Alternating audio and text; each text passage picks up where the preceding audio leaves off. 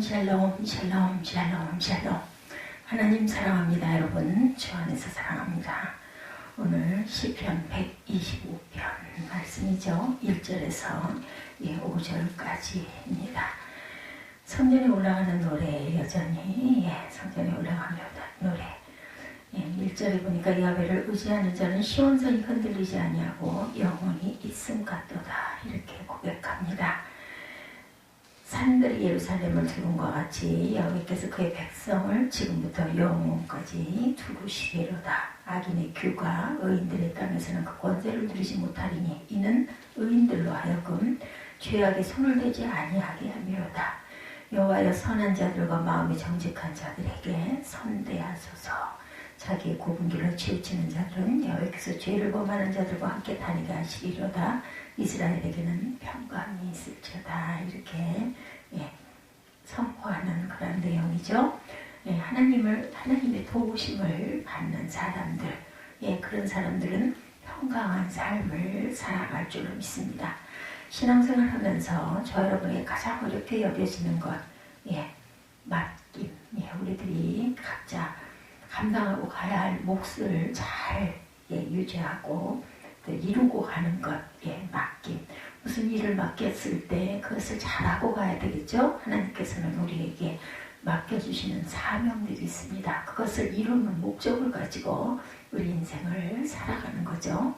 자, 여러분들이 많이 들었던 말씀 중에 인생의 짐을 하나님께 맡겨라. 내 무거운 수고하고 무거운 짐 진다더라. 다 내게로 오라. 이렇게 말씀하시죠. 그러니까 너 그거 들고 끙끙거리지 말고 내 발 앞에 내려놓고 나에게 쉼을 얻으라고 말씀합니다. 시편 55편 22절에서 내 짐을 여호와께 맡겨버리라. 너를 붙드시고 의인의 요동함을 영원히 허락지 아니하시리로다. 이런 권면을 합니다. 맡겨라. 내게 맡겨라. 네 모든 짐 무겁지 않니? 내가 내게 쉼을 주리라 말씀하십니다. 주님께서 수고하고 무거운 짐진 자들아 다 내게로 오라. 내가 너희를 쉬게 하리라 초청하십니다.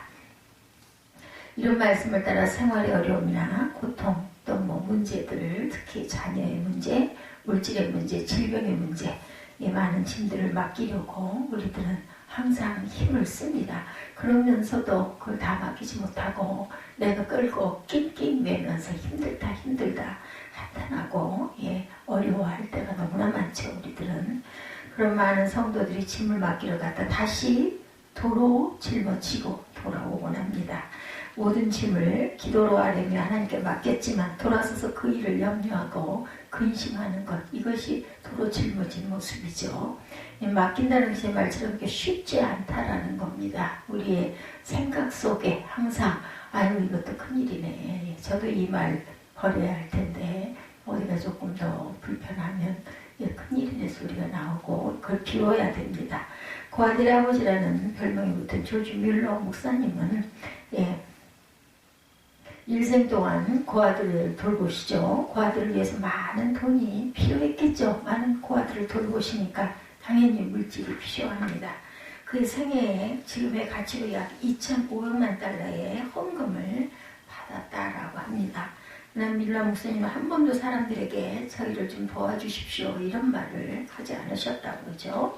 그 아들이 먹을 것이 없습니다. 이런 이야기를 안 했다고 그래요. 하루하루 하나님의 인도하심으로 살고 모든 것을 하나님의 뜻에 맡기고 살았기 때문에 아무 염려나 갈등이 없었다고 합니다. 한 번은 고아원의 양식이 모두 바닥이 나서 점심 먹을 것이 없었다고 그러죠. 고아원의 총무는 뮬러 목사님에게 어떻게 하면 좋습니까? 하고 울상을 지었다고 그래요. 그때 목사님은 전과 같이 식사 시간이 되면 아이들을 앉히고 배식 준비를 하라고 말을 합니다. 이제 식사 시간이 다가왔어요. 지금 배식이 이루어져야 하는 시간인데 아무것도 없으니까 아이들에게 아무것도 주지 못하고 빈 그릇만 놓고 다 둘러 앉았습니다. 총무는 기도만 한다고 되겠습니까? 이거 어떻게 대처를 해야 되지 않습니까? 하고 목사님에게 이렇게 와서 자꾸 염려하는 그런 이야기를 했을 때 목사님이 하나님께서 준비하실 테니까 기다리라 이렇게 말을 했다고 그러죠. 바로 그 시간 고아원 정문에 트럭이 들어옵니다. 트럭은 빵을 가득 싣고 있었고 배달체 사정으로 빵을 배달하지 못하고 돌아가면서 고아원에 들려서 그 빵을 아이들을 위해서 다 내어놓고 갔다고 합니다. 빵을 드려도 되겠느냐, 뭐 그 빵 기다리고 식기도 하고 앉아 있었으니 얼마나 반가웠겠습니까? 그 이후에 그 총무는 해임이 됐다 하죠. 아주 유명한 이러한 이야기들 아마 많이들 들으셨을 겁니다. 하나님께 맡긴다는 것은 이처럼 하나님께서 인도하시고 그리고 이루실 것을 의심치 않고 믿음으로 행한다라는 것 말처럼 쉽지가 않습니다. 아마 저 같으면 발을 동동 구르고 거기 그 고아원에 계셨던 총무님보다 더하면 더하지 덜하지 않았을 것 같아요.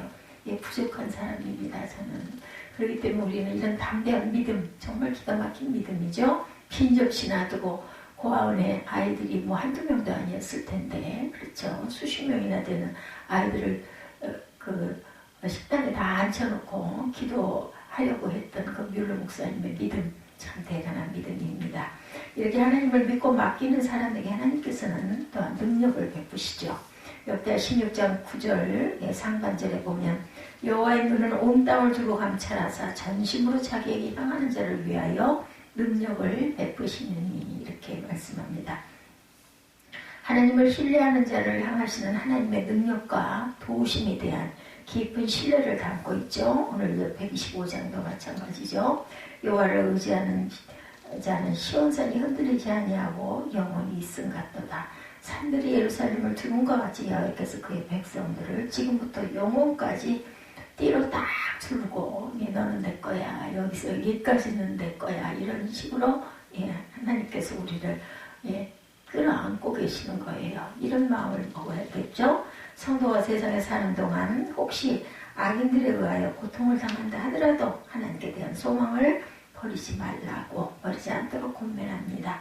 그리고 또한 하나님을 의뢰하는 자에 대한 영원하고 특별하신 보호 그리고 의인과 악인에 대조되는 삶을 보여주죠. 여기서 말하는 의인이란 세상의 윤리적 도덕적 선인이 아니라 하나님을 전적으로 신뢰하는 사람. 그러면 하나님을 신뢰한다는 것은 어떤 것?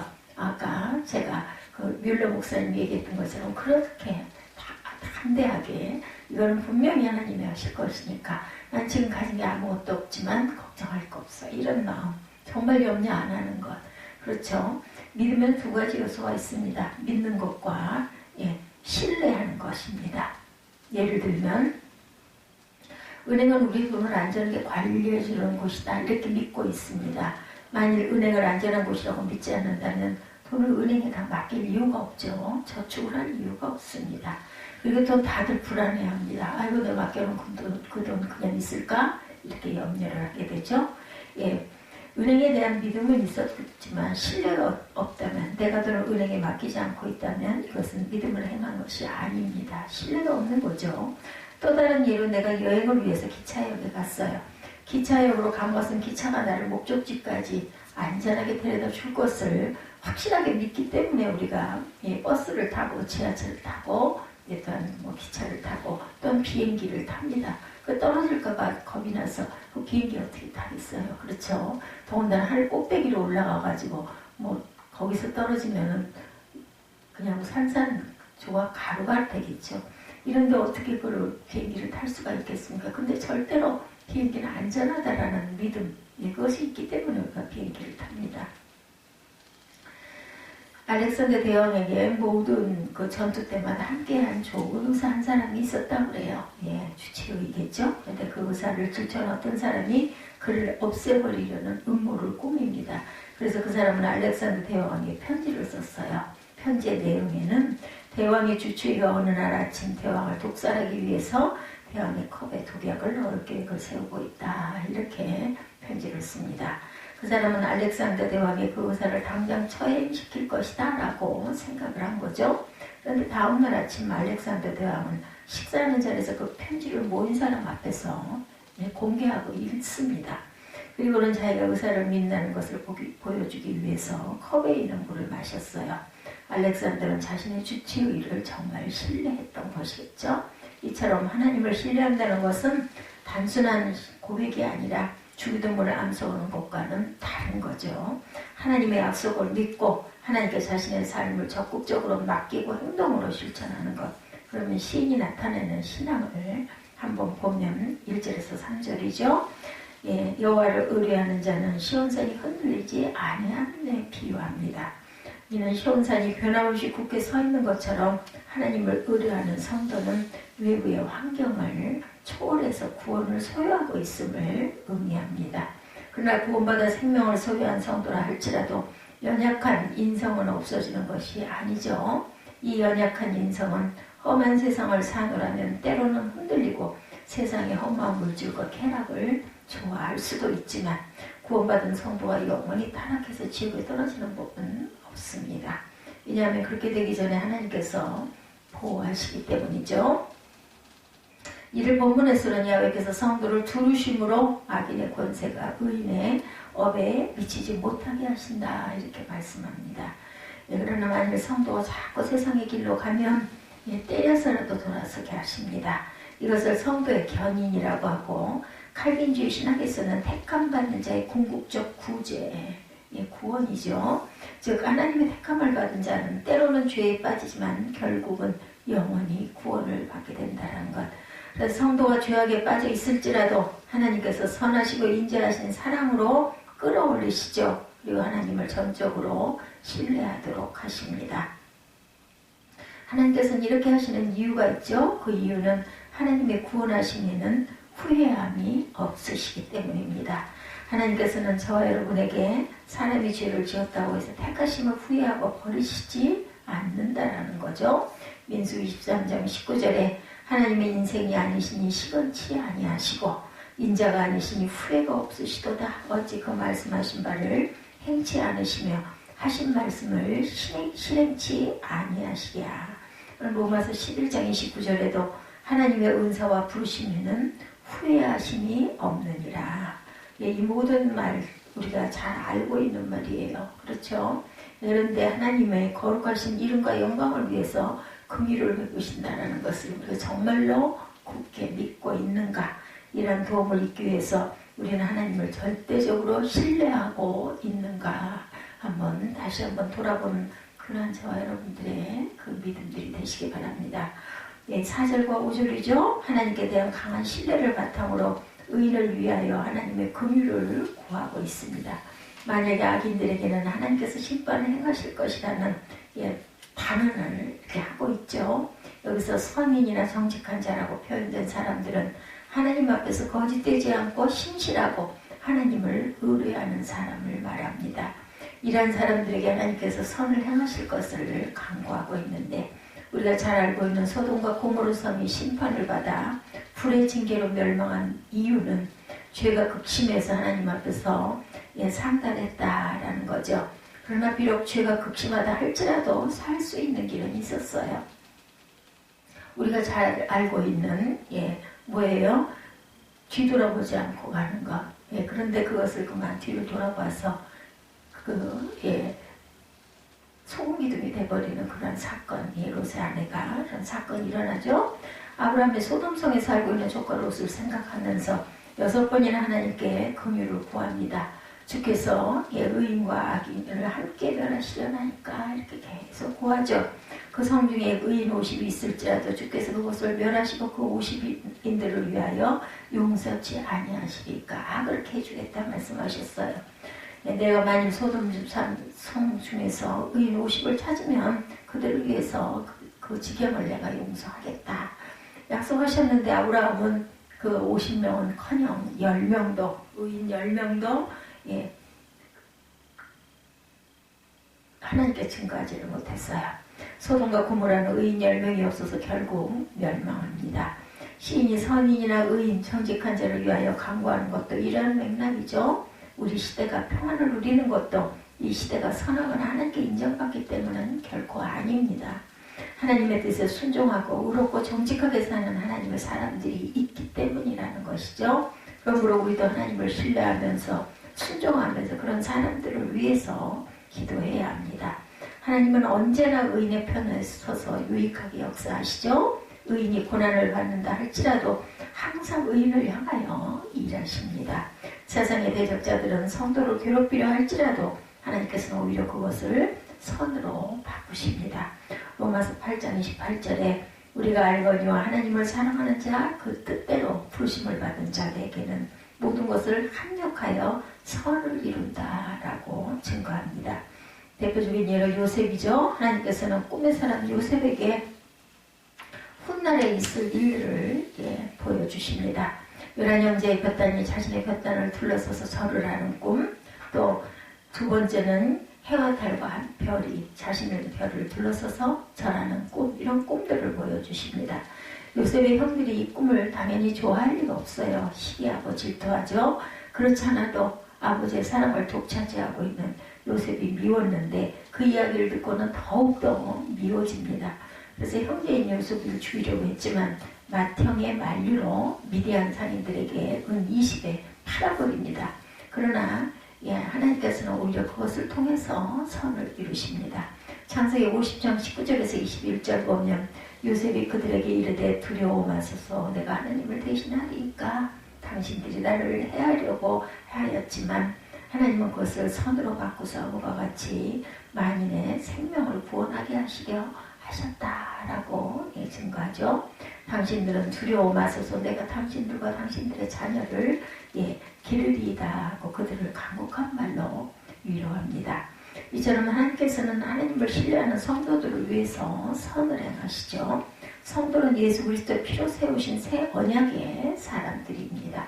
그러므로 세상의 어떤 세력도 성도의 신분이나 생명을 뺏거나 변개할 수가 없습니다. 그 어떤 사단의 세력이 다가온다 할지라도 우리 구원의 신분을 변개시킬 수가 없죠.